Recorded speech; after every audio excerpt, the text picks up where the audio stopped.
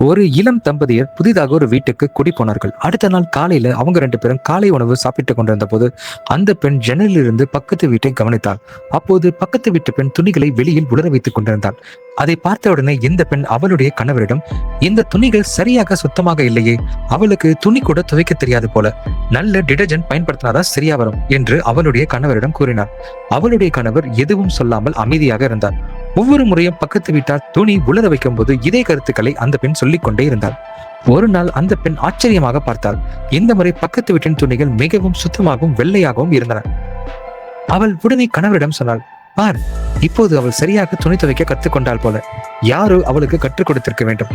அதற்கு கணவர் அமைதியாக பதில் சொன்னார், இன்று காலை நான் சீக்கிரமே எழுந்து நம்முடைய ஜன்னல்களை சுத்தம் செய்தேன். அதனால்தான் இப்பொழுது அந்த துணிகள் உனக்கு சுத்தமாக தெரிகிறது. இதுதான் வாழ்க்கை. நாம் மற்றவர்களை எப்படி பார்க்கிறோம் என்பதை, நாம் எந்த ஜன்னலிலிருந்து பார்க்கிறோம் என்பதை சார்ந்தது. கோபம், பொறாமை, நெகட்டிவிட்டி அல்லது மனதில் உள்ள பூர்த்தி இல்லாத ஆசைகள் நம்முடைய பார்வையை மங்களாக்கிவிடும். அதனால் மற்றவர்களை விமர்சிக்கும் மிகவும் அவசரப்பட வேண்டாம். ஒருவரை நாம் ஜட்ஜ் செய்வது அவர்கள் யார் என்பதை சொல்லாது, நாம் யார் என்பதையே சொல்லும்.